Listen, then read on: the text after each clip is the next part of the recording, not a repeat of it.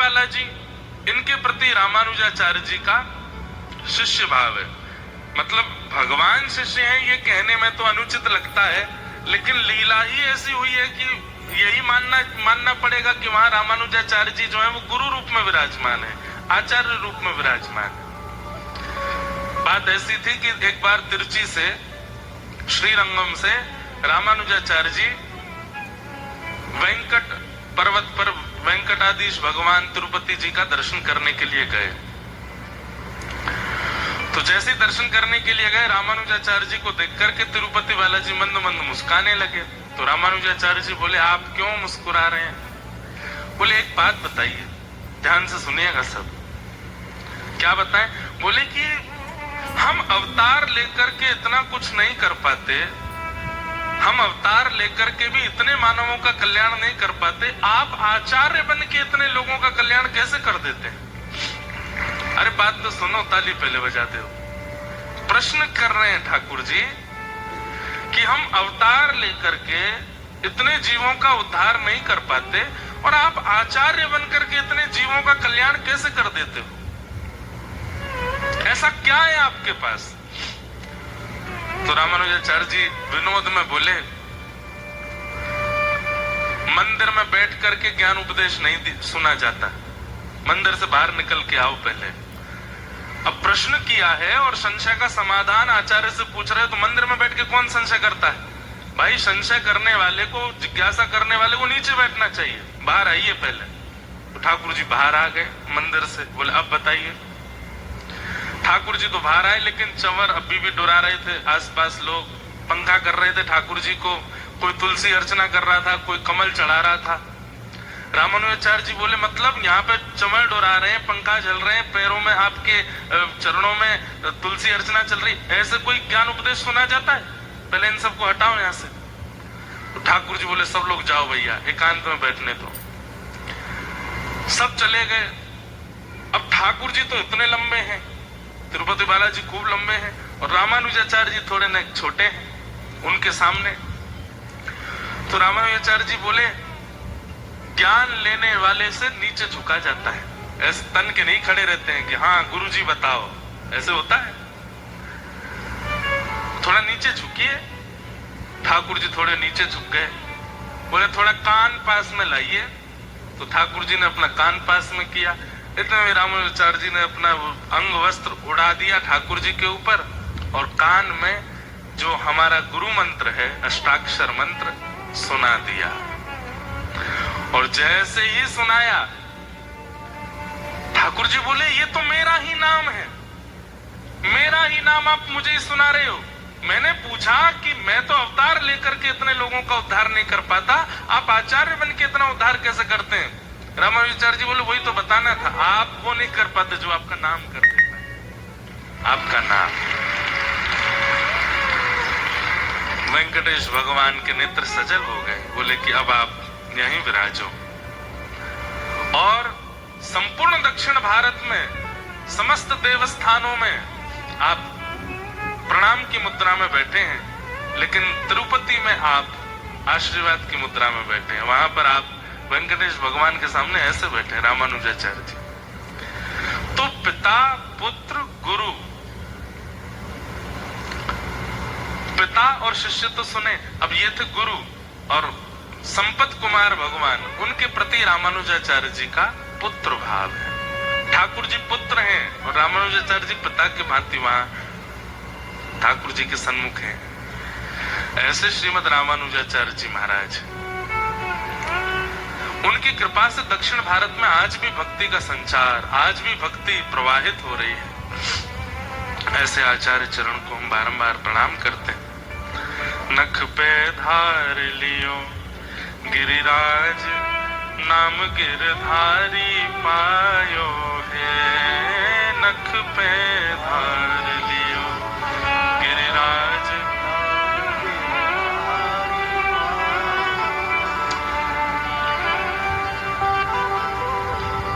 गोवर्धने धते शैला, आसाराद रक्षिते व्रजे। गोलोकादा व्रजत कृष्णम शक्र एव च। सब ब्रजवासियों को लेकर के ठाकुर जी गोवर्धन गए और गोवर्धन में जाकर के कही भैया इनको पूजो। कल हम लोग सुन रहे थे कि ब्रजवासियों ने 56 भोग लगाए और श्री गिरिराज बाबा की खूब सुंदर आराधना की, खूब सुंदर पूजा करी। ठाकुर जी स्वयं अपने हाथन से जाकर के श्री गिरिराज जी को 56 भोग अरोगा रहे हैं, खूब आनंद कर रहे थे। ब्रजवासी उछल उछल करके नाच रहे थे। लेकिन तभी नारद जी महाराज वहां आए और 56 भोग की कुछ सामग्रियों में से लेकर के गए और इंद्र को जाकर के पवाने लगे। इंद्र ने कही भैया कहां से लाए हो इतनो सब?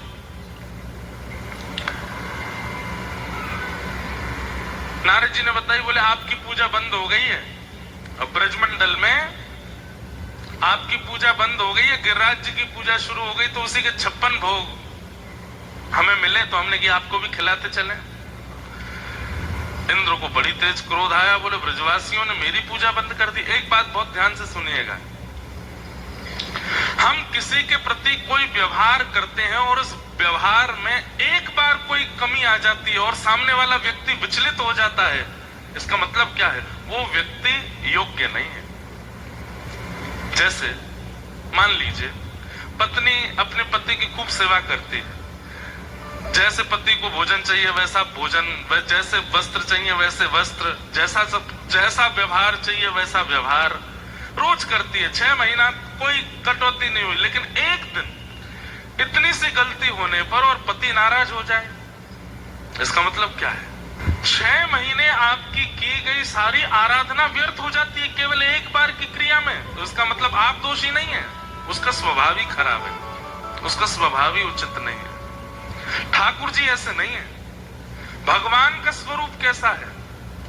आप 6 महीना खूब प्रेम से करो, लेकिन एक दिन कोई अपराध बनियम था, साल हो गया 2 साल हो गए, खूब बढ़िया एकादशी चल रही है, हर महीने करते हैं, भूलते नहीं है, लेकिन गलती से एक एकादशी निकल गई, उस पर कुछ अन्न खा लिया, तो कई लोग डर जाते हैं ठाकुर जी अब नाराज हो गए होंगे।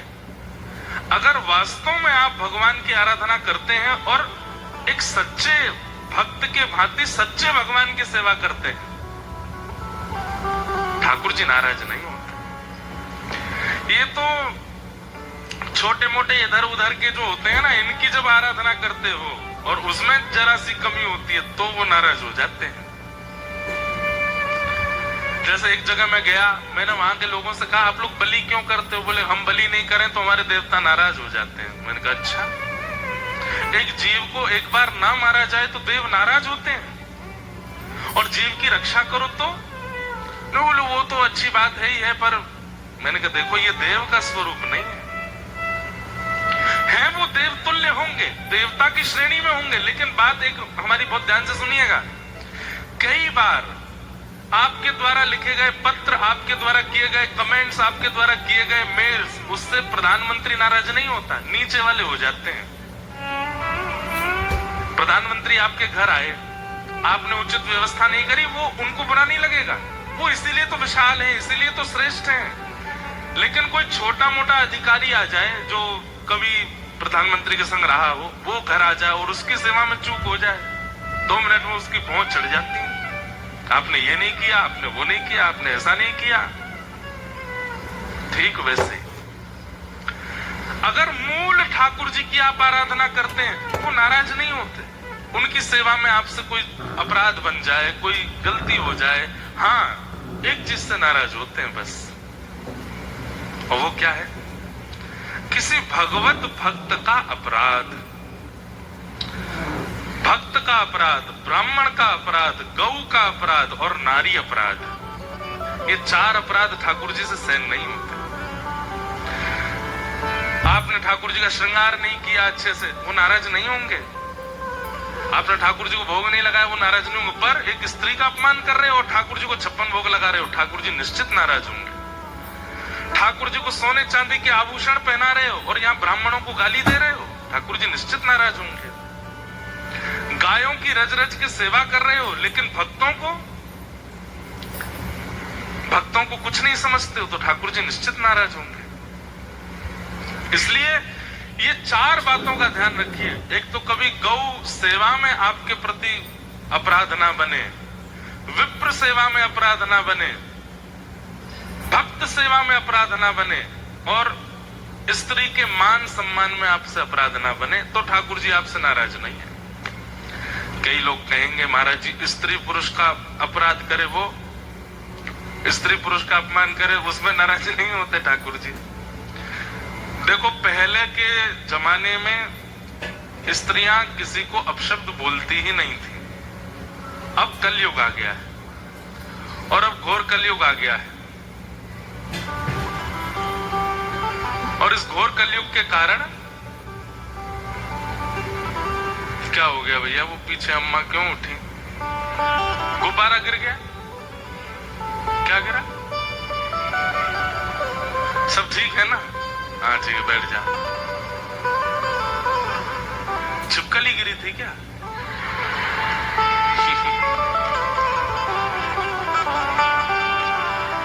बोलो वृंदावन बिहारी लाल। हम क्या बात कह रहे थे? प्राचीन भारत में माताएं अपशब्द बोलती ही नहीं थी, माताएं कभी बुरा बोलती ही नहीं थी, माताएं कभी मारती पीटती नहीं थी, माताएं काट के बक्सा में नहीं धर देती थी। अब तो आए दिन सुनने में आ जाता है, हर 2-3-4 महीना में कुछ हो गया,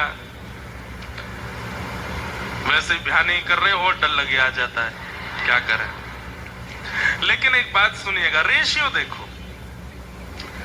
अगर रेशियो देखने पर आओगे तो भाई लोग तो हर दिन कोई ना कोई कुछ ना कुछ करता ही रहता है। माताओं के आते हैं 2 महीना 6 महीना में कोई एक बार, क्योंकि अभी भी स्वभाव इतना नहीं बिगड़ा है, अभी भी सहज भाषी, मृदु भाषी, प्रिय बोलना, ख्याल रखना, ये माँ का स्वभाव होता ही है। इसलिए उनके लिए कहा गया है कि भाई उनका अगर सम्मान में कोई, यत्र नार्यस्तु पूज्यन्ते रमन्ते तत्र देवता, अगर नारी का सम्मान नहीं करते हो तो ठाकुर जी नाराज होते हैं। और वो व्यक्ति चाहे कितनी सेवा करता हो ठाकुर जी की, लेकिन स्त्री अपराध यदि उसके द्वारा होता है ठाकुर जी राजी नहीं होते। ऐसे ही ठीक उतना ही विप्र अपराध यदि वो करता है, कई लोगों को हमने देखा है, बड़े बड़े सेठ साहूकार होते हैं, अपने घर पर ब्राह्मण देवता को बुलाते हैं पूजा आदि कराने के लिए, लेकिन ठीक है पूजा करवाते हैं पर वैसा सम्मान नहीं करता। कहेंगे ब्राह्मण ही अधिकारी क्यों है सम्मान का? भैया आपके जन्म से लेकर के अंतिम संस्कार तक आप स्वयं अपना कुछ नहीं कर सकते, सब ब्राह्मण को ही कराना पड़ता है। वे ही नामकरण करवाएंगे, वे ही मुंडन करवाएंगे, वे ही ब्याह करवाएंगे, वे ही प्रथम अक्षर लिखवाएंगे, वे ही अन्नप्राशन करवाएंगे। अगर ब्राह्मण सन्निधि ना प्राप्त हो तो आप में और अंग्रेजों में और आप में और विधर्मियों में कोई अंतर थोड़ी है। ब्राह्मण सानिध्य के कारण आप वैष्णव कहलाते हो, आप हिंदू कहलाते हो, आप सनातनी कहलाते हो। अगर ब्राह्मण नहीं है, आप अपने आप ही करके तो दिखाओ, कुछ नहीं कर पाओगे।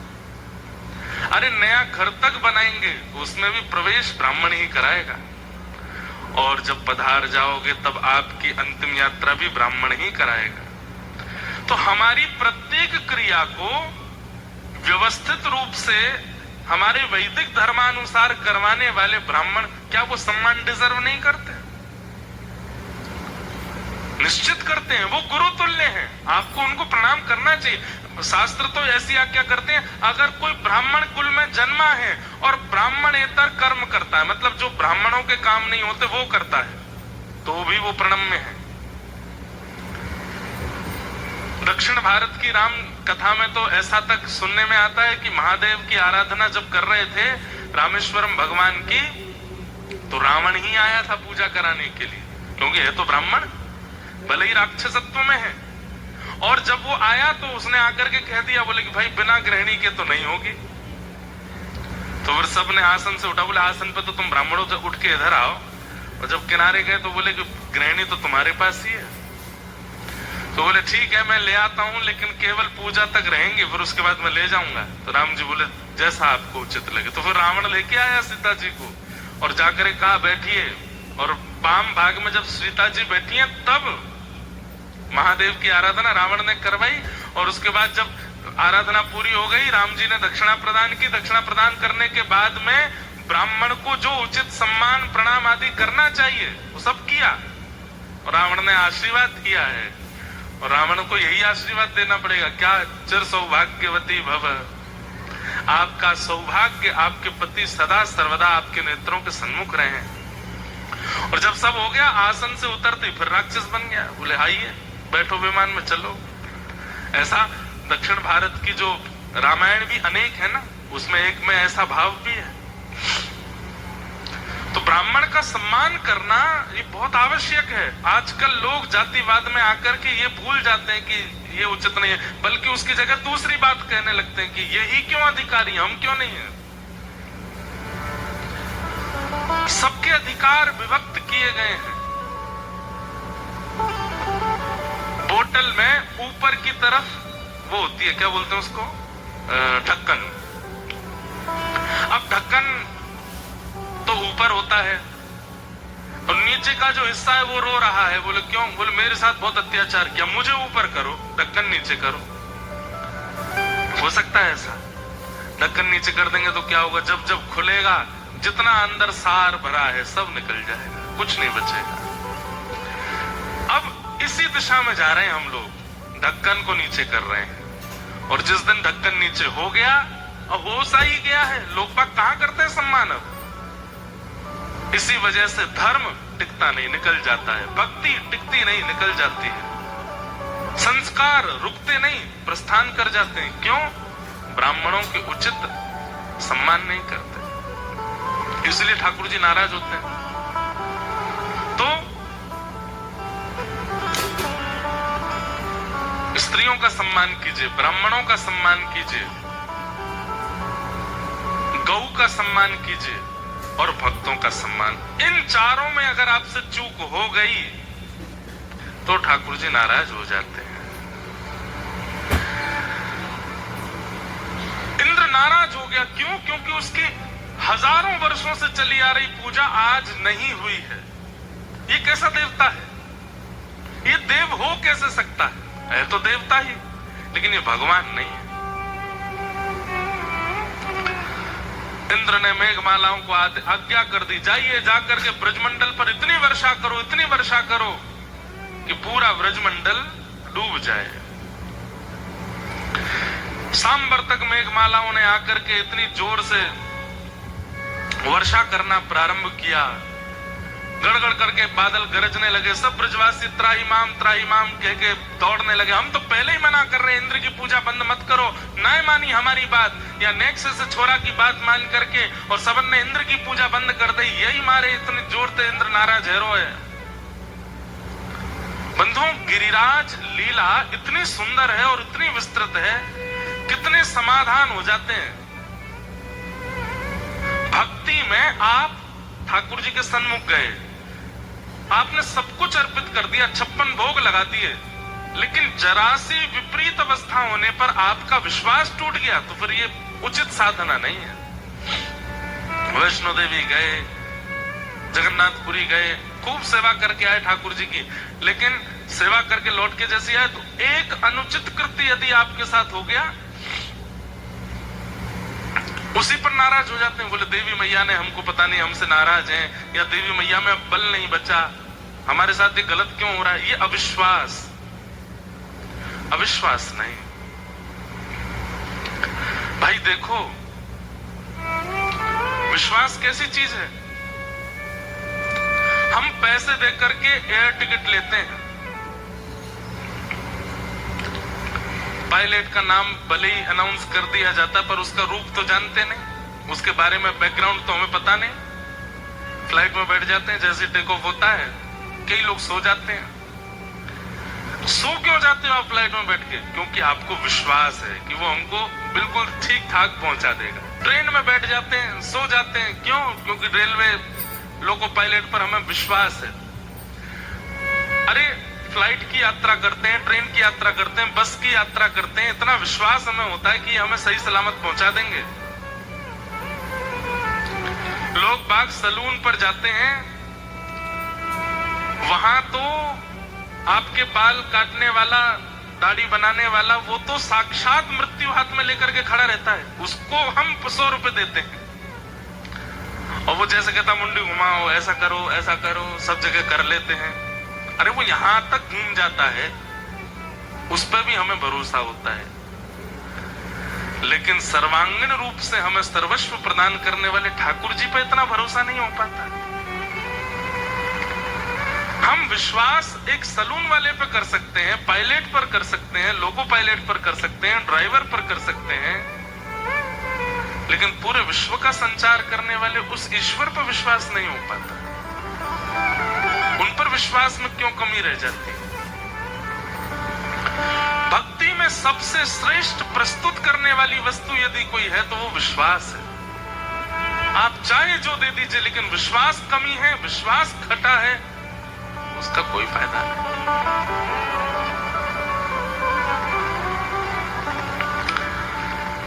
सब ब्रजवासियों के अंदर अविश्वास जैसे प्रकट हुआ, दौड़ने लगे, भागने लगे। ठाकुर जी बोले ये तो गलत है, रो ये ब्रजवासी इतने जल्दी अविश्वास क्यों कर रहे हैं?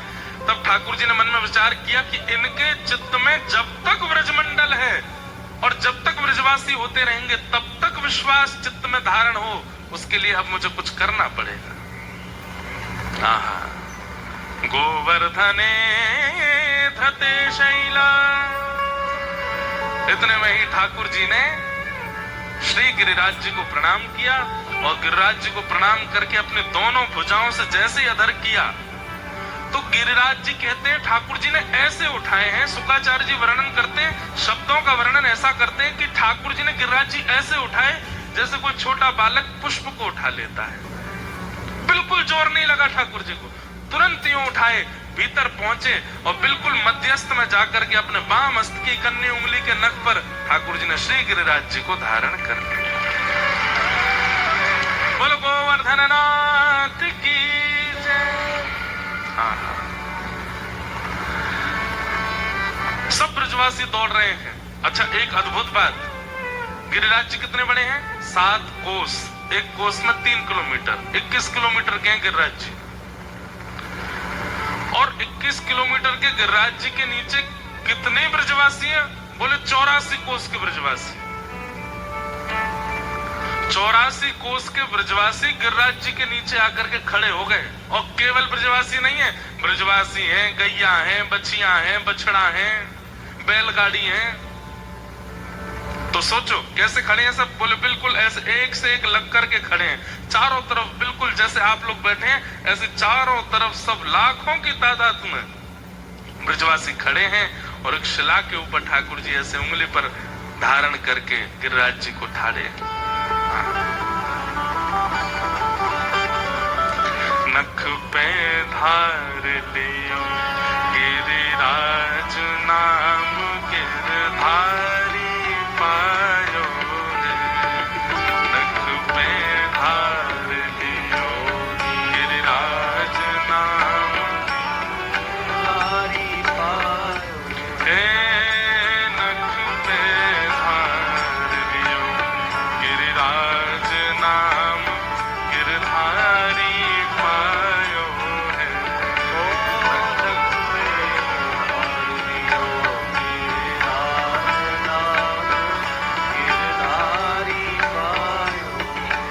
अरे हाँ, धारी पायो है, नाम गिरधारी पायो है।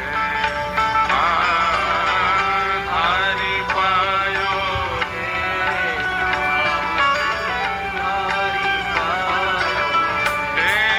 नख पे धार लियो गिरिराज नाम गिरधारी पायो है। धार लियो गिरिराज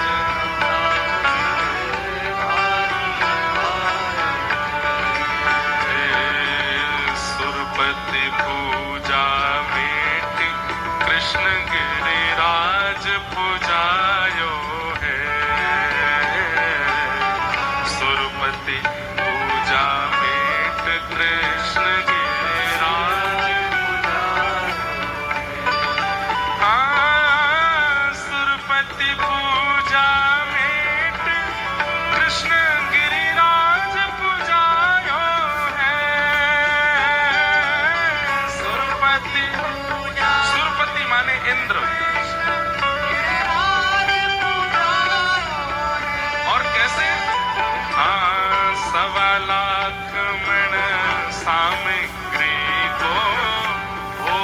लगायो है।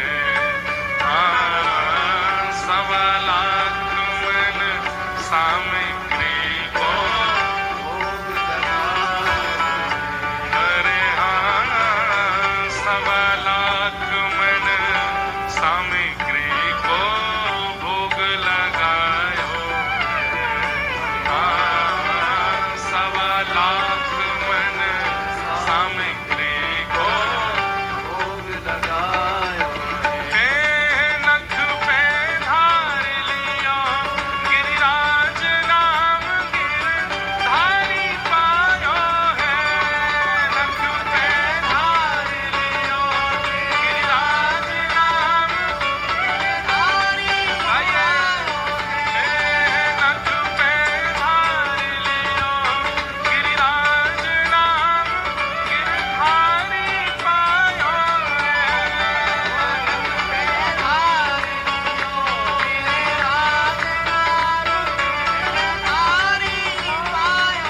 गिरधारी पायो है। नाम बनवारी पायो है। गिरधारी पायो है। हे नख पे धार लियो गिरिराज नाम गिरधारी पायो है। नख पे धार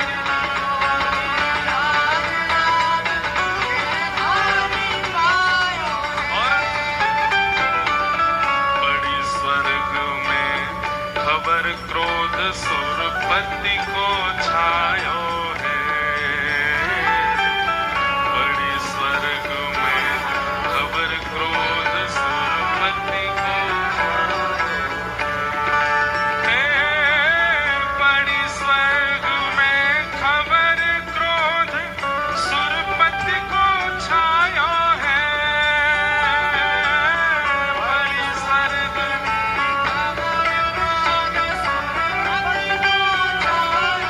तब क्या हुआ?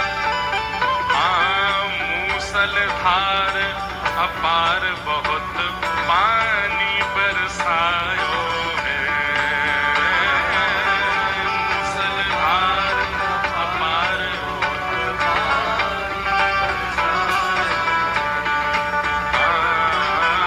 मूसलधार अपार बहुत पानी बरसायो है। मूसलधार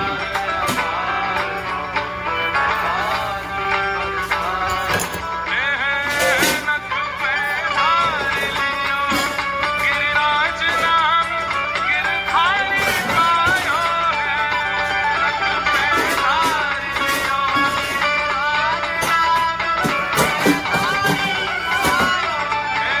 नख पे धार लियो गिरिराज नाम गिरधारी पायो है। नख पे धार लियो। एक स्त्री का अपमान कर रहे हो और ठाकुर जी को 56 भोग लगा रहे हो। ठाकुर जी निश्चित नाराज होंगे। ठाकुर जी को सोने चांदी के आभूषण पहना रहे हो और यहाँ ब्राह्मणों को गाली दे रहे हो। ठाकुर जी निश्चित नाराज होंगे। गायों की रज रज के सेवा कर रहे हो लेकिन भक्तों को कुछ नहीं समझते हो तो ठाकुर जी निश्चित नाराज होंगे। इसलिए ये 4 बातों का ध्यान रखिए। एक तो कभी गौ सेवा में आपके प्रति अपराध ना बने, विप्र सेवा में अपराध ना बने, भक्त सेवा में अपराध ना बने और स्त्री के मान सम्मान में आपसे अपराध ना बने तो ठाकुर जी आपसे नाराज नहीं है। कई लोग कहेंगे महाराज जी स्त्री पुरुष का अपराध करे वो, स्त्री पुरुष का अपमान करे उसमें नाराज नहीं होते ठाकुर जी।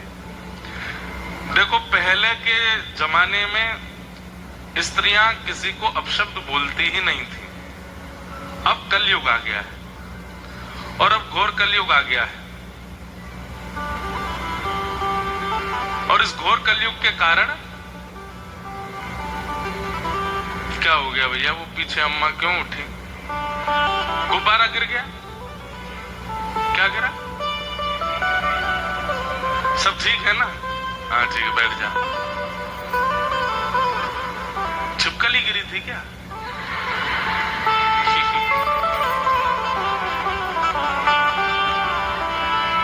वृंदावन बिहारी लाल। हम क्या बात कह रहे थे? प्राचीन भारत में माताएं अपशब्द बोलती ही नहीं थी, माताएं कभी बुरा बोलती ही नहीं थी, माताएं कभी मारती पीटती नहीं थी, माताएं काट के बक्सा में नहीं धर देती थी। अब तो आए दिन सुनने में आ जाता है, हर 2-3-4 महीना में कुछ हो गया, वैसे ही ब्याह नहीं कर रहे और डर लगे आ जाता है, क्या करें।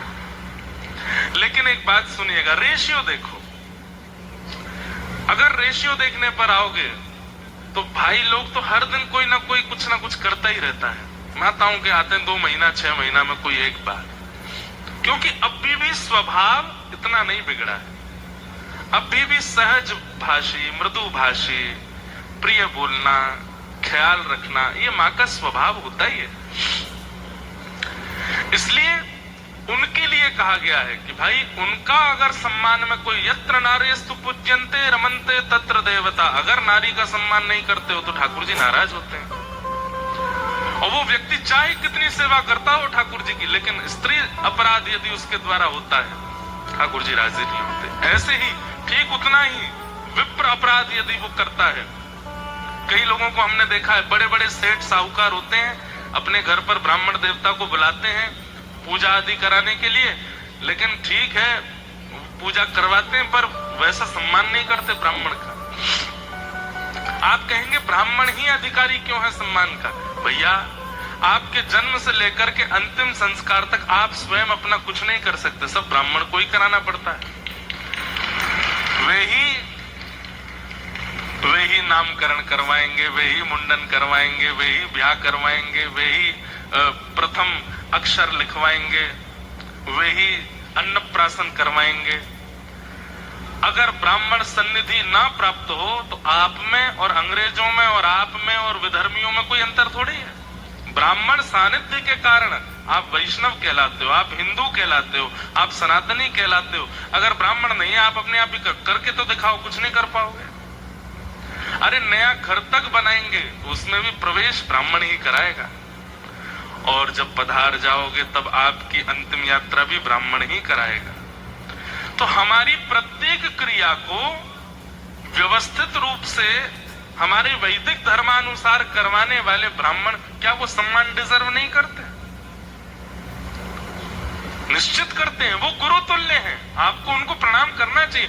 शास्त्र तो ऐसी आज्ञा करते हैं, अगर कोई ब्राह्मण कुल में जन्मा है और ब्राह्मणेतर कर्म करता है, मतलब जो ब्राह्मणों के काम नहीं होते वो करता है, तो भी वो प्रणम्य है।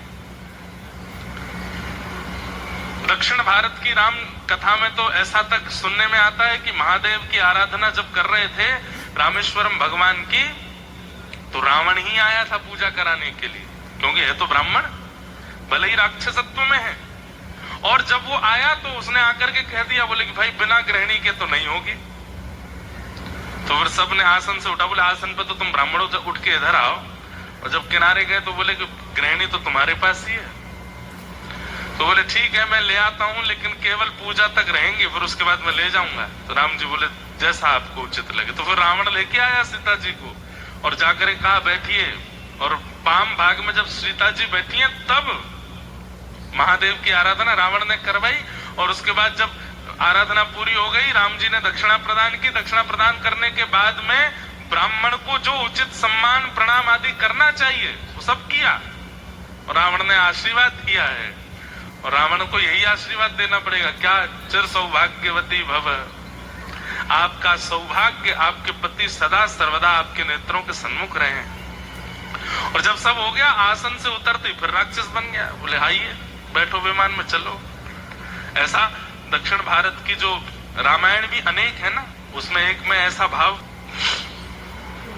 तो ब्राह्मण का सम्मान करना ये बहुत आवश्यक है। आजकल लोग जातिवाद में आकर के ये भूल जाते हैं कि ये उचित नहीं है, बल्कि उसकी जगह दूसरी बात कहने लगते हैं कि यही क्यों अधिकारी, हम क्यों नहीं है। सबके अधिकार विभक्त किए गए हैं। बोतल में ऊपर की तरफ वो होती है, क्या बोलते हैं उसको, ढक्कन।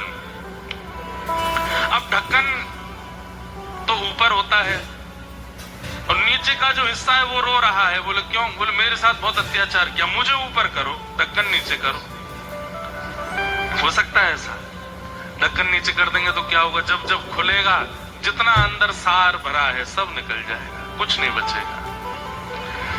अब इसी दिशा में जा रहे हैं हम लोग, ढक्कन को नीचे कर रहे हैं। और जिस दिन ढक्कन नीचे हो गया, अब होश आ ही गया है, लोग बाग कहां करते हैं सम्मान? अब इसी वजह से धर्म टिकता नहीं, निकल जाता है। भक्ति टिकती नहीं, निकल जाती है। संस्कार रुकते नहीं, प्रस्थान कर जाते हैं। क्यों? ब्राह्मणों के उचित सम्मान नहीं करते, इसलिए ठाकुर जी नाराज होते हैं। तो स्त्रियों का सम्मान कीजिए, ब्राह्मणों का सम्मान कीजिए, गौ का सम्मान कीजिए और भक्तों का सम्मान। इन चारों में अगर आपसे चूक हो गई तो ठाकुर जी नाराज हो जाते हैं। इंद्र नाराज हो गया, क्यों? क्योंकि उसकी हजारों वर्षों से चली आ रही पूजा आज नहीं हुई है। ये कैसा देवता है? ये देव हो कैसे सकता है तो देवता ही, लेकिन ये भगवान नहीं है। इंद्र ने मेघमालाओं को आज्ञा कर दी, जाइए जाकर के ब्रजमंडल पर इतनी वर्षा करो, इतनी वर्षा करो कि पूरा ब्रजमंडल डूब जाए। सांबर तक मेघमालाओं ने आकर के इतनी जोर से वर्षा करना प्रारंभ किया, गड़गड़ करके बादल गरजने लगे। सब ब्रजवासी त्राहिमाम त्राहिमाम कह के दौड़ने लगे। हम तो पहले ही मना कर रहे हैं, इंद्र की पूजा बंद मत करो। ना मानी हमारी बात, या नेक्स्ट से छोरा की बात मान करके और सबन ने इंद्र की पूजा बंद कर दी। यही मारे इतने जोर से इंद्र नाराज हैरो है। बंधुओं, गिरिराज लीला इतनी सुंदर है और इतनी विस्तृत है, कितने समाधान हो जाते हैं। भक्ति में आप ठाकुर जी के सन्मुख गए, आपने सब कुछ अर्पित कर दिया, 56 भोग लगा दिए, लेकिन जरा सी विपरीत अवस्था होने पर आपका विश्वास टूट गया, तो फिर ये उचित साधना नहीं है। वैष्णो देवी गए, जगन्नाथपुरी गए, खूब सेवा करके आए ठाकुर जी की, लेकिन सेवा करके लौट के जैसे आए तो एक अनुचित कृत्य यदि आपके साथ हो गया, उसी पर नाराज हो जाते हैं। बोले देवी मैया ने हमको, पता नहीं हमसे नाराज हैं, या देवी मैया में अब बल नहीं बचा, हमारे साथ ये गलत क्यों हो रहा है। ये अविश्वास, अविश्वास नहीं। भाई देखो,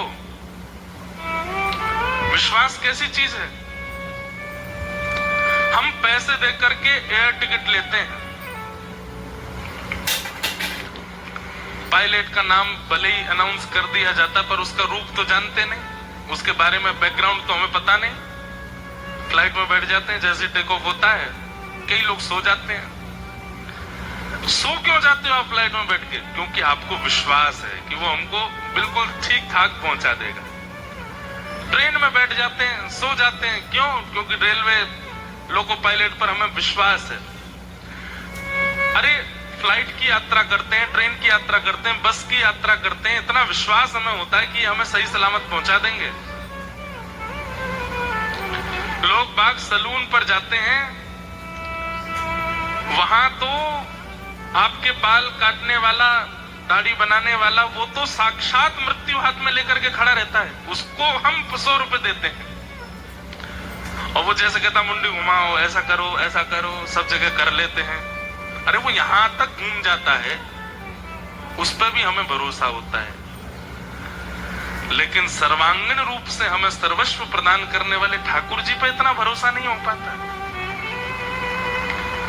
हम विश्वास एक सलून वाले पर कर सकते हैं, पायलट पर कर सकते हैं, लोको पायलट पर कर सकते हैं, ड्राइवर पर कर सकते हैं, लेकिन पूरे विश्व का संचार करने वाले उस ईश्वर पर विश्वास नहीं हो पाता। उन पर विश्वास में क्यों कमी रह जाती है? भक्ति में सबसे श्रेष्ठ प्रस्तुत करने वाली वस्तु यदि कोई है तो वो विश्वास है। आप चाहे जो दे दीजिए, लेकिन विश्वास कमी है, विश्वास खटा है, उसका कोई फायदा नहीं।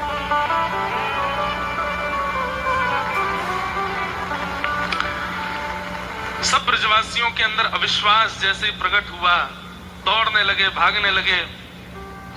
ठाकुर जी बोले ये तो गलत है रो, ये ब्रजवासी इतने जल्दी अविश्वास क्यों कर रहे हैं? तब ठाकुर जी ने मन में विचार किया कि इनके चित्त में जब तक ब्रजमंडल है और जब तक ब्रजवासी होते रहेंगे तब तक विश्वास चित्त में धारण हो, उसके लिए अब मुझे कुछ करना पड़ेगा। आहा, गोवर्धने धते शैला। इतने में ही ठाकुर जी ने श्री गिरिराज जी को प्रणाम किया और गिरिराज जी को प्रणाम करके अपने दोनों भुजाओं से जैसे ही अधर किया तो गिरिराज जी कहते हैं ठाकुर जी ने ऐसे उठाए हैं। शुक्राचार्य जी वर्णन करते हैं, शब्दों का वर्णन ऐसा करते हैं कि ठाकुर जी ने गिरिराज जी ऐसे उठाए जैसे कोई छोटा बालक पुष्प को उठा लेता है। बिल्कुल जोर नहीं लगा ठाकुर जी को, तुरंत यूं उठाए, भीतर पहुंचे और बिल्कुल मध्यस्थ में जाकर के अपने बाम हस्त की कन्नी उंगली के नख पर ठाकुर जी ने श्री गिरिराज जी को धारण कर लिया। बोलो गोवर्धन नाथ की जय। सब ब्रजवासी दौड़ रहे हैं। अच्छा, एक अद्भुत बात, गिरिराज जी कितने बड़े हैं? 7 कोस, एक कोस में 3 किलोमीटर, 21 किलोमीटर के हैं गिरिराज जी। और 21 किलोमीटर के गिरिराज जी के नीचे कितने ब्रजवासी हैं? बोले 84 कोस के ब्रजवासी। 84 कोस के ब्रजवासी गिरिराज जी के नीचे आकर के खड़े हो गए। और केवल ब्रजवासी नहीं है, ब्रजवासी हैं, गैया हैं, बछिया हैं, बछड़ा हैं, बैलगाड़ी हैं।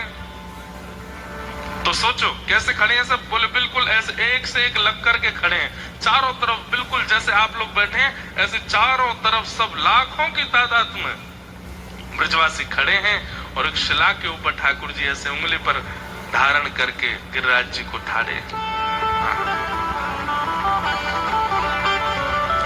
नख पे धार लियो गिरिराज नाम, गिरधारी पायो है।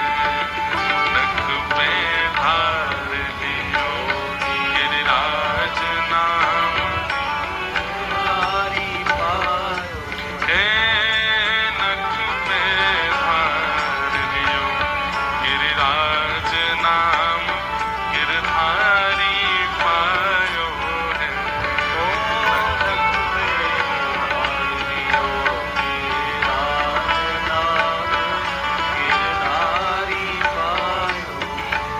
अरे हाँ, धारी पायो है, नाम गिरधारी पायो है।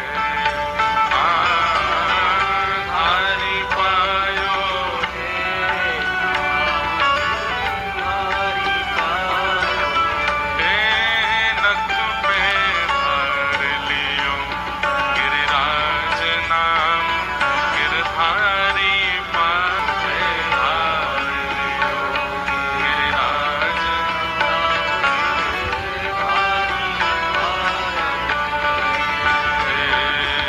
सुरपति पूजा भेंट, कृष्ण गिरिराज पूजायो है।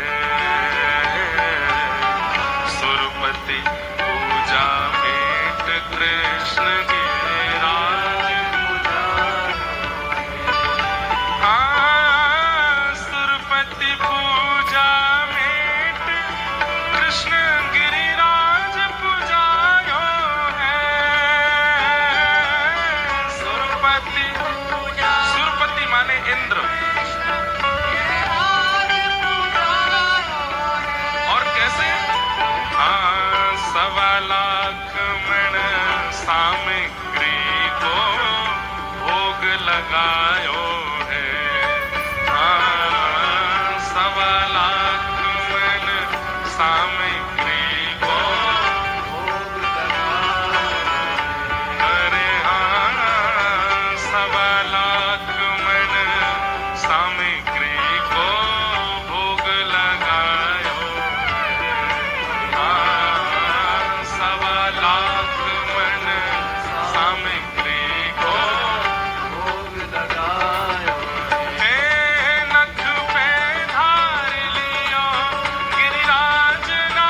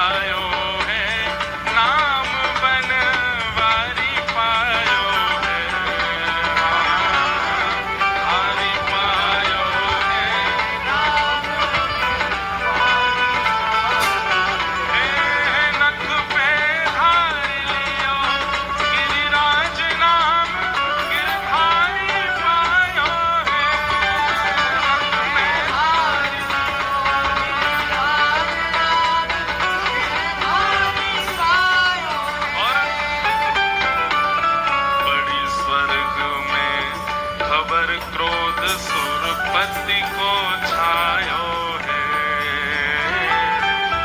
बड़ी स्वर्ग में खबर क्रोध सुरपति को बड़ी स्वर्ग में खबर क्रोध सुरपति को छायो है, बड़ी स्वर्ग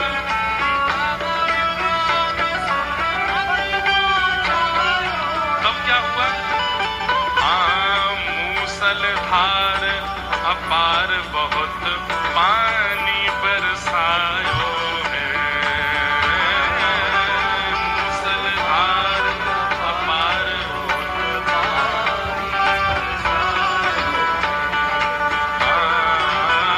मूसलधार अपार बहुत पानी बरसायो है, मूसलधार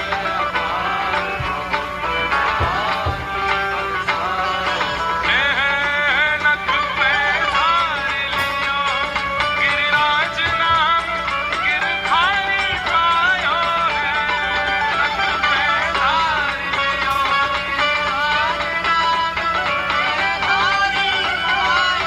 मेहनत पे धार लियो, गिरिराज नाम गिरधारी पायो है, मेहनत पे धार लियो,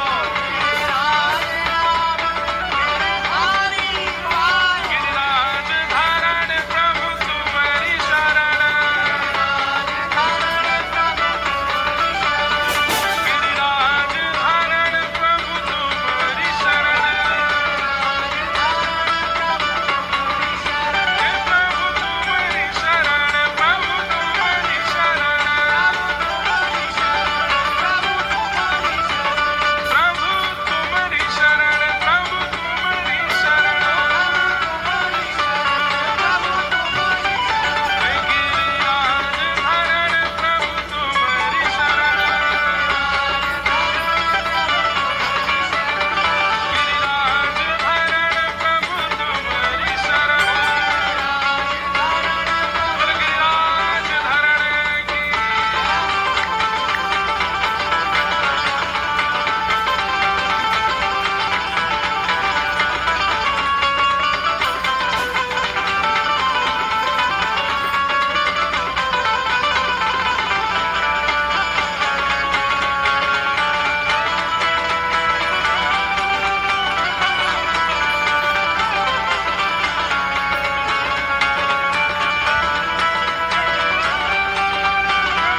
और पड़ी न व्रज पर बूंद, इंद्र देखत घबरायो है, पड़ी न व्रज में बूंद, इंद्र देखत घबरायो, अरे हाँ पड़ी न व्रज में बूंद, इंद्र देखत घबरायो है,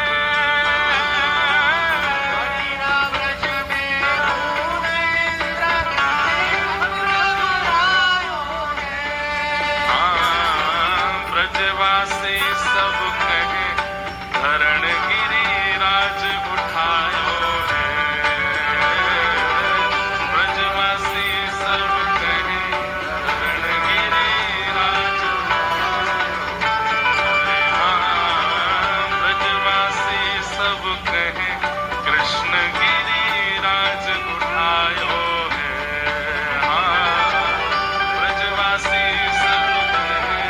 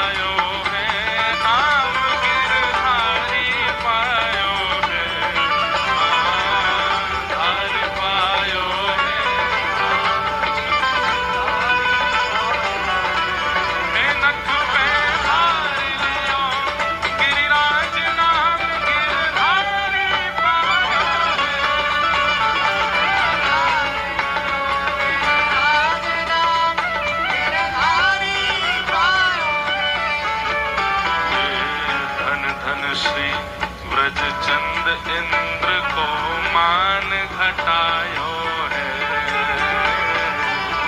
धन धन श्री व्रज चंद्र इंद्र को, सब लोग गाओ। धन धन श्री व्रज चंद्र इंद्र को मान घटायो है। धन श्री व्रज चंद्र इंद्र को मान घटायो है। घासी राम गोवर्धन वारो हरि जस गायो है। घासी राम गोवर्धन वारो हरि जस गायो। नख पे धार लियो गिरिराज नाम गिरधारी पायो है। नख पे धार लियो गिरिराज नाम गिरधारी पायो है। नख पे धार लियो गिरिराज नाम गिरधारी पायो है।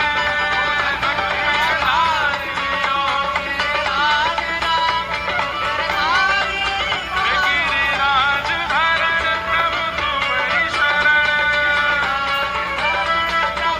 तुम्हारी शरण। गिरिराज धरण प्रभु तुम्हारी शरण। हे प्रभु तुम्हारी शरण, प्रभु तुम्हारी शरण। हे प्रभु तुम्हारी शरण, प्रभु तुम्हारी शरण। हे गिरिराज धरण प्रभु तुम्हारी शरण। गिरिराज धरण प्रभु तुम्हारी शरण। तेरा खोलाज हमारी गोवर्धन।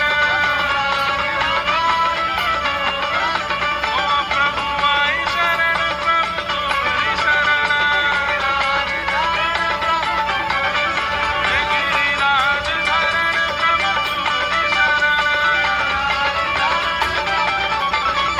गिरिराज धरण प्रभु तुम्हारी शरण। हे गिरिराज धरण प्रभु तुम्हारी शरण। जय जय श्री राम, जय जय श्री राम, जय जय श्री राम।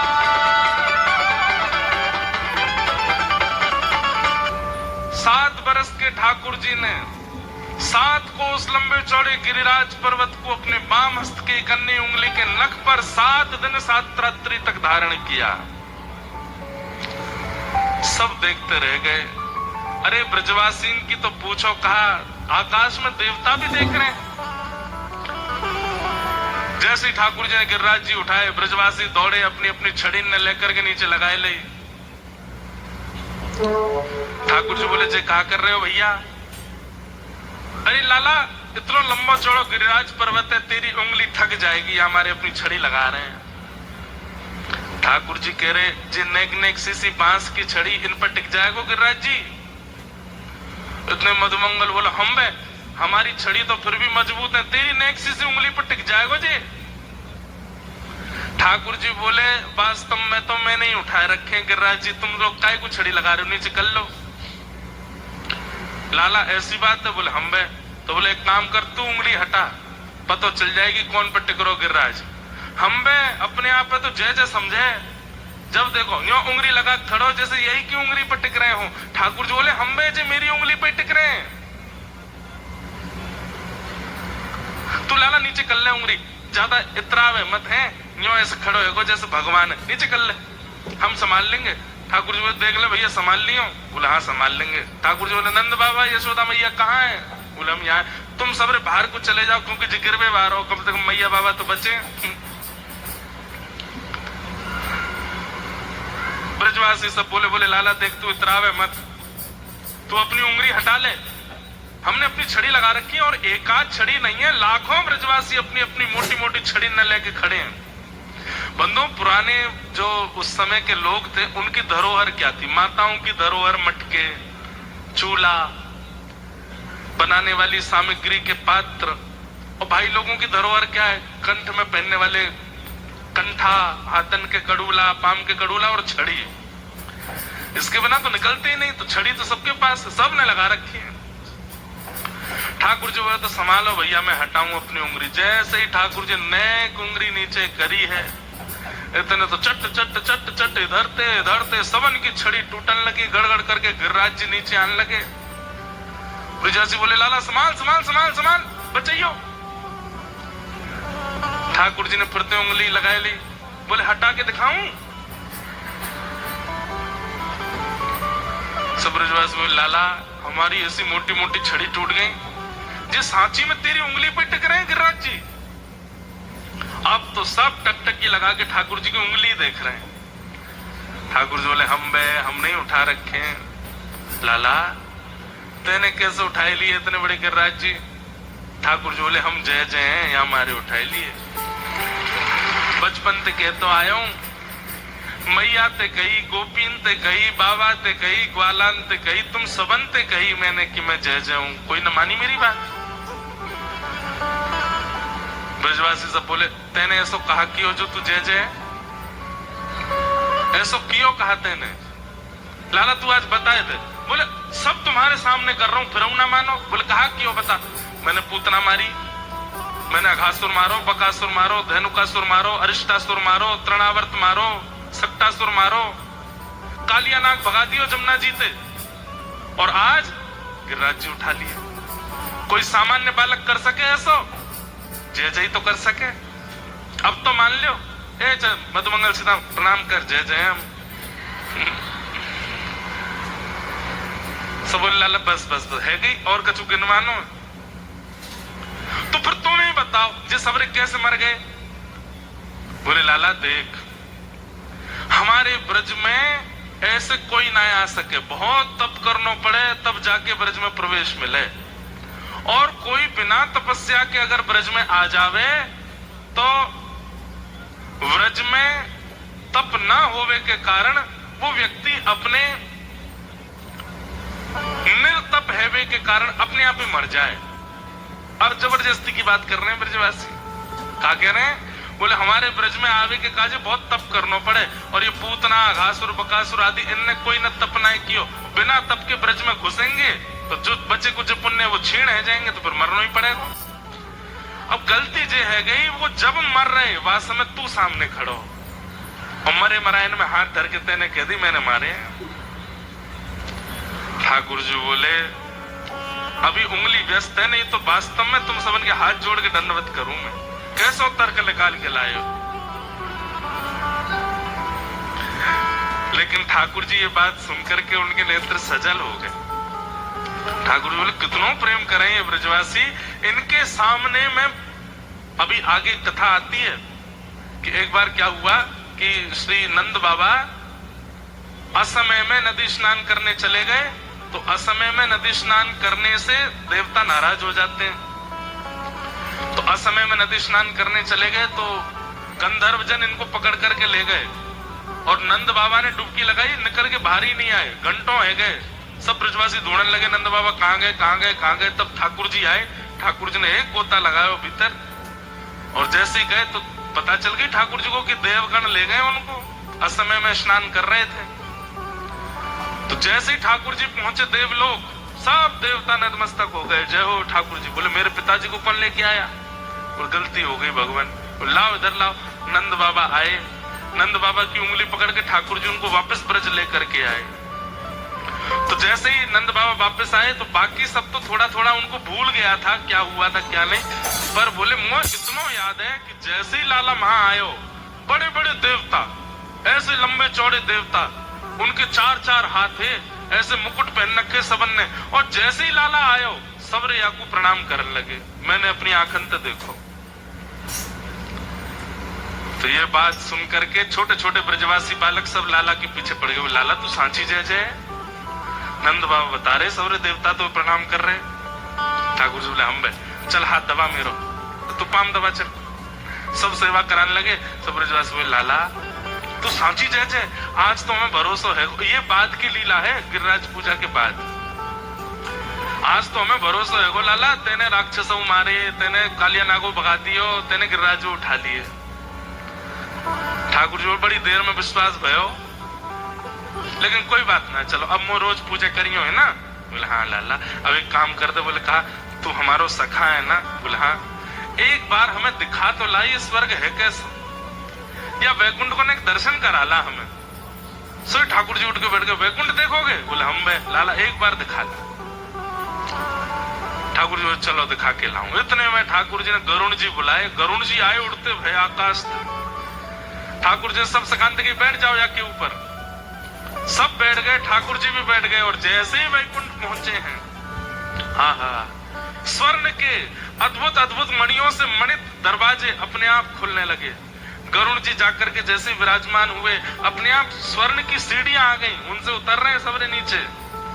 नीचे उतरे तो उतरते ही महाराज सबको माला पहना रही हैं अप्सराएं, सुंदर सुंदर पेय जल लेकर के आई हैं पीने के लिए। ग्वाल बाल बोले लाला जी वैकुंठ है? बोले हाँ जी वैकुंठ है। ये कौन है हाथी पे डोल लो का? बोले इंद्र है। अच्छा यही है हमारा कुल देवता पुरानो, अब तो बदल गो। ठाकुर जी बोले अम्बे यही है। लाला ये तारीखे एक बार प्रणाम करवा दे हमें, जाने साल भर हमसे प्रणाम करवाइए। ठाकुर जी बोले अब ही करवाओ। ए इंद्र इधर आओ। ठाकुर जी की आज्ञा मानते तुरंत ऐरावत हाथी नीचे बैठ गया, इंद्र उतर के नीचे आया, प्रणाम करो। सब ब्रजवासियों को प्रणाम करे। लंबे अब आवा आयो, अब ने चैन मिलो, इतने 56 भोग पाए आने हमते। इस फेस्टिव सीजन किचन की रंगत और बढ़ेगी, क्योंकि रसोई की कई चीजों पर जो प्री जीएसटी दौर में टैक्स लाला जी 4 मुंह वालों कौन डोलो? बोले जो ब्रह्मा है, पूरी दुनिया यही ने बनाई। मत मंगल बोला लाला ने किया? बोले यो। बोले काय को याने मोकू कारो काय को बनाया और मेरो विचित्र काय को बनाया? या तो ने शिकायत कर। सब ब्रजवासी इतना आनंद कर रहे हैं। इतने में ही श्री वैकुंठ के मंदिर में साक्षात नारायण विराजमान है। 4 भुजा वाले ठाकुर जी शंख चक्र गदा पद्म लेकर के बैठे हैं, और नारायण और कृष्ण अलग थोड़ी एक ही है। ब्रजवासी बोले लाला जे कौन है भीतर बैठो का कारो कारो सो? बोले ये वैकुंठ के भगवान नारायण। बोले अच्छा लाला यार एक पास तो देख। बोले चलो भीतर। भीतर गए तो जाकर के देखे, वहीं जय विजय पार्षदों ने थोड़ी भीतर जाके रोक दिया। बोले इससे अंदर आप नहीं जा सकते, ये यहाँ मर्यादा है। सब ब्रजवासी बोले लाला यहाँ को मुंह तो बिल्कुल तेरे जैसा ही है, बिल्कुल तेरी जैसी नाक कान आंख, हंसे भी तेरे जैसा ही है, लेकिन लाला हमें जीना है चाहिए। बोले क्यों? यहाँ तो बड़ी मर्यादा है। हमारा तो मन है रो कि हम यहाँ की गोद में बैठेंगे, या के संग ने खेलेंगे, ने मक्खन या को खवाएंगे, फिर या तो हम खा लेंगे। ठाकुर जी बोले भाई मर्यादा में ही रहने दो, ये सब मेरे संग कर लियो, चलो आओ बाहर। बाहर लेके आए, फिर 10-15 कक्ष खुलवा दिए ठाकुर जी ने। जाओ सबरे एक एक कमरा में जाके आराम करो। बढ़िया सुंदर मखमली गद्दा लग रहे हैं, सबरे ब्रजवासी उछल रहे हैं उन पर जोर जोड़ते। जो मन खावे को करे वो सामने प्रस्तुत है जाए, खा रहे हैं पी रहे हैं आनंद कर रहे हैं। नदी है, सरोवर है, पहाड़ है। गरुड़ जी हाथ जोड़ के खड़े हैं, कहीं घूमने जाना हो तो बताइए ले चले। 2-4 घंटा ब्रजवासी ने खूब आनंद किया। ठाकुर जी बोले प्रसन्न हो? लाला एक बात कहें? बोले हाँ। बहुत आनंद आ रहा है आप वैकुंठ में? बोले अच्छा आनंद आ रहा है? बोले हाँ।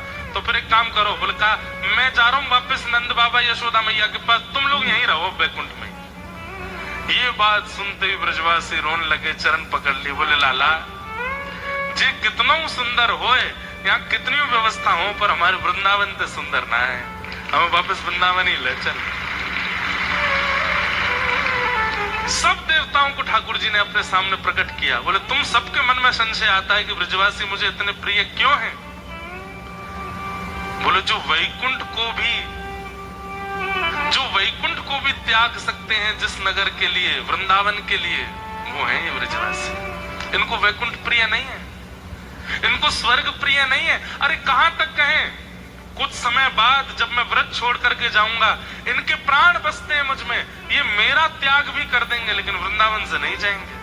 अरे मथुरा दूर नहीं है वृंदावन से, ये चाहे तो 6 बार जाकर के मथुरा मिलके आ सकते हैं, लेकिन नहीं जाएगा एक भी ब्रजवासी मथुरा। क्यों?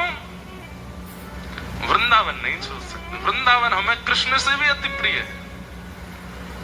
वृंदावन नगर नहीं है बंधुओं, वृंदावन कोई स्थान नहीं है। वृंदावन स्वयं श्री प्रिया प्रियतम ही नगर रूप में, स्थूल रूप में विराजमान हो गए। वहां के कण कण में, वृक्ष में, गलियों में, मोहल्ले में, हर जगह श्री कृष्ण विराजमान है। और एक बात बोलूं, कई बार अति प्रिय व्यक्ति तो चला गया लेकिन उसकी सुगंधी रह गई। अति प्रिय व्यक्ति तो चला गया लेकिन उसका अनुभव रह गया हमारे पास।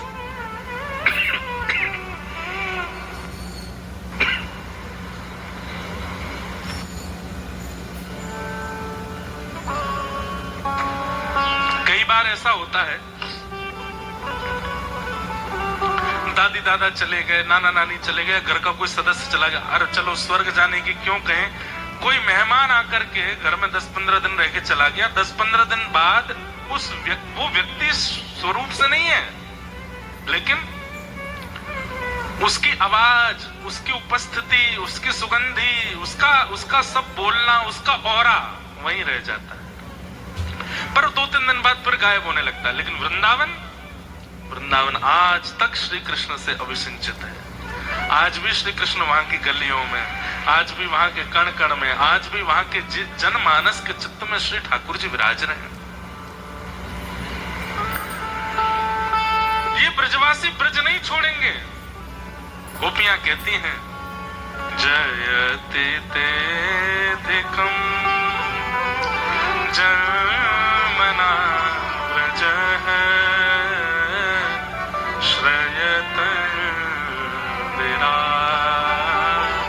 सस्वदत्र हे कन्हैया, तुम हमें बहुत प्रिय हो, लेकिन तुम हमें क्यों प्रिय हो? ते जन्मना व्रजम अधिकम जयते, क्योंकि तुम व्रज में जन्मे हो। और ये तुम्हारे लिए भी है, तुम भगवान हो, परमात्मा हो, लेकिन व्रज के अलावा कहीं और जन्म हुआ होता ना तो इतना प्रेम तुमको नहीं मिलता। भैया सच्ची हृदय पर रख करके बात बताना। श्री कृष्ण वृंदावन वाले हैं इसीलिए अति प्रिय हैं।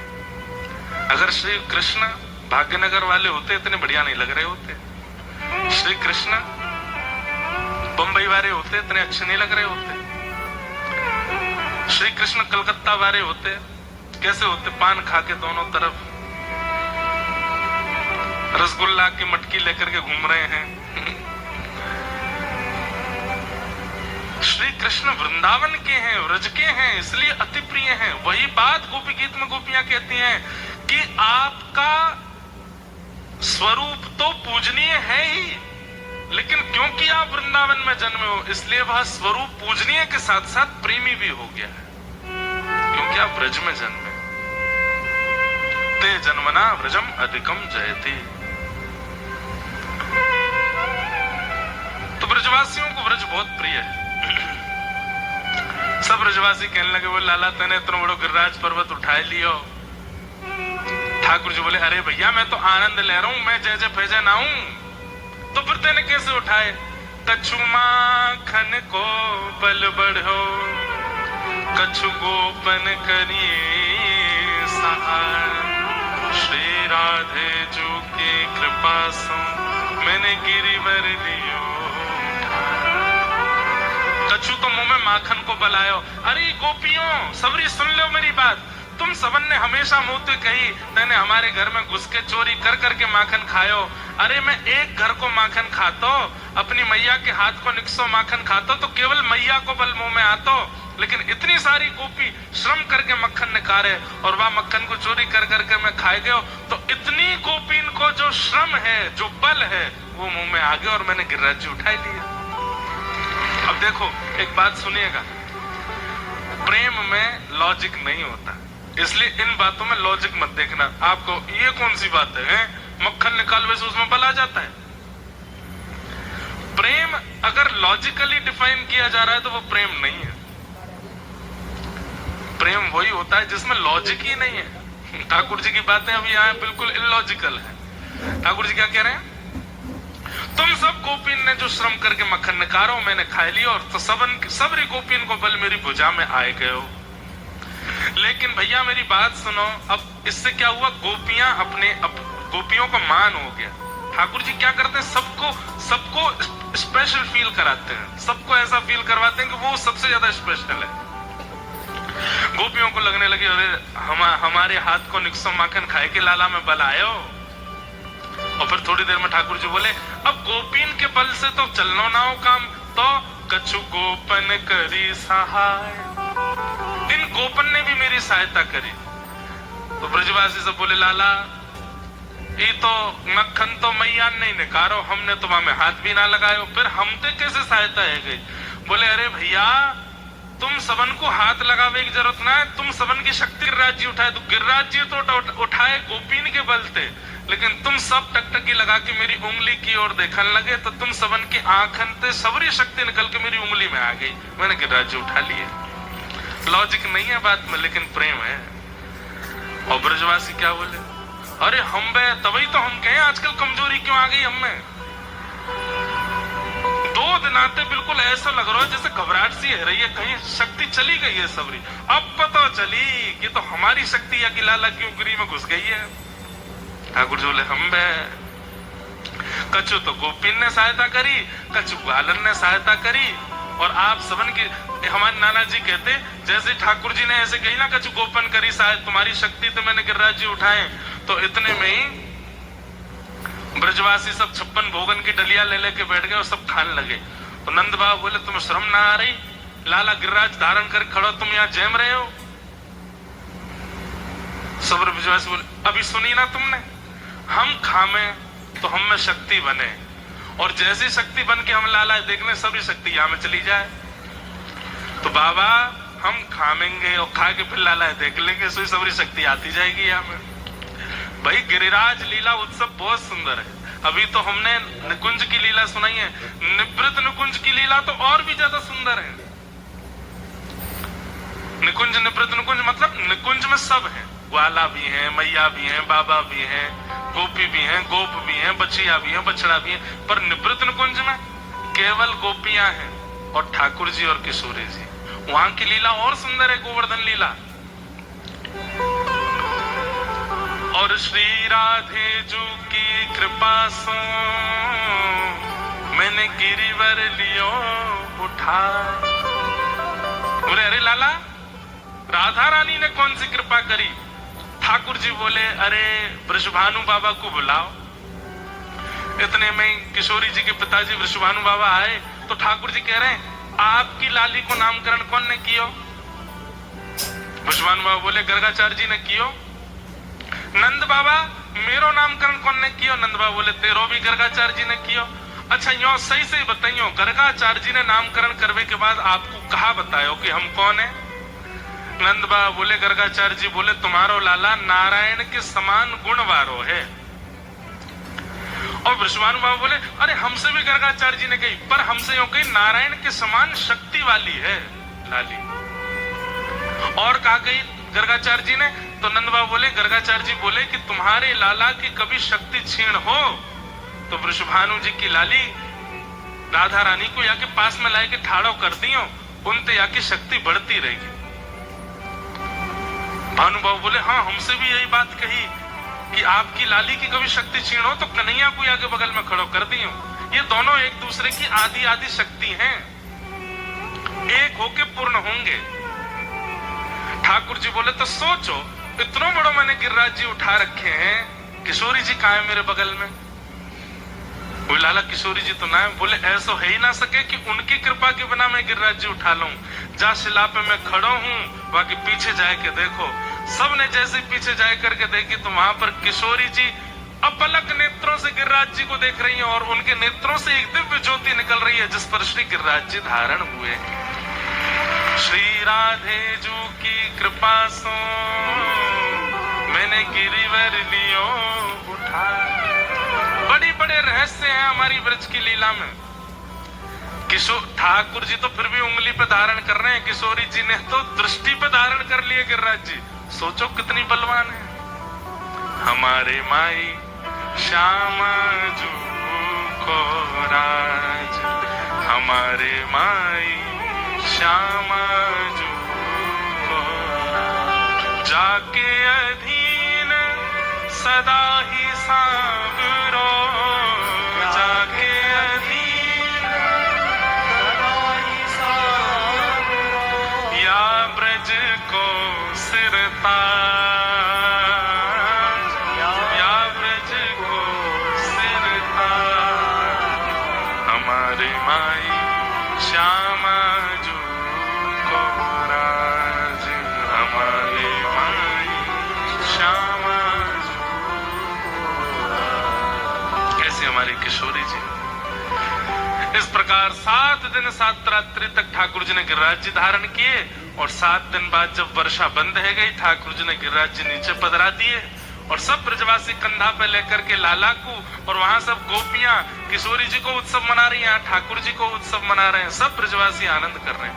फिर गर्ग संहिता में कथा आती है कि ब्रजवासी ने मीटिंग करी और मीटिंग करके कही कि भैया इन दोनों छोरी छोरान को ब्याह करो, और तब श्री किशोरी जी को लाल जी के साथ में विवाह हुआ ब्रजलीला। ब्रह्मा जी आकर के विवाह करा के गए मांडीर वन में, लेकिन ये अप्रकट लीला है, इसको प्रकट नहीं किया, ये केवल रसिक जनों तक सीमित है। ये बात कई लोग कहते हैं कि महाराज जी सारी लीलाएं प्रकट क्यों नहीं करते, हमारे यहाँ कई लीलाओं को गोपनीय क्यों रखा गया। भैया केवल हमारी लीलाएं नहीं, हर जगह सब कुछ ना कुछ गोपनीय रखा जाता है। अब छोरा छोरी को ब्याह हो गए, लड़का की कई कमियां गोपनीय रखते हैं, लड़के वाले यही सोचते रहते हैं ये पता नहीं चल जाए एक बार ब्याह हो जाए ऐसी लड़की वाले भी गोपनीय रखते हैं कि कहीं पता ना चल जाए, ब्याह हो जाए पहले। चलो ये तो रहे विवाह संबंध की बातें, बहुत जगह ऐसा होता है। अब डॉक्टर होते हैं, वो चिकित्सक होते हैं, सबकी चिकित्सा करते हैं, पर कई बातें ऐसी हैं वो मरीज को नहीं बता सकते, उनको गोपनीय रखनी पड़ती हैं। गोपनीय जो रखी जाती हैं बातें, उन्हीं के कारण कई बार कार्य सफल होते हैं। अगर वो बता दिए जाए तो कार्य की सफलता नहीं होगी। ऐसे ही श्री प्रिया प्रियतम की नित्य विहार लीला, उसको ज्यादा प्रकाशित नहीं किया जाता है। क्यों?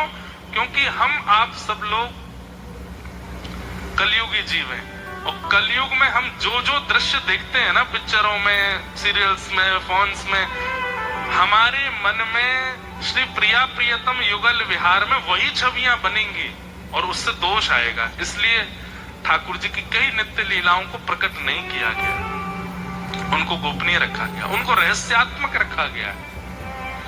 इस प्रकार ठाकुर जी की मधुर लीला हुई।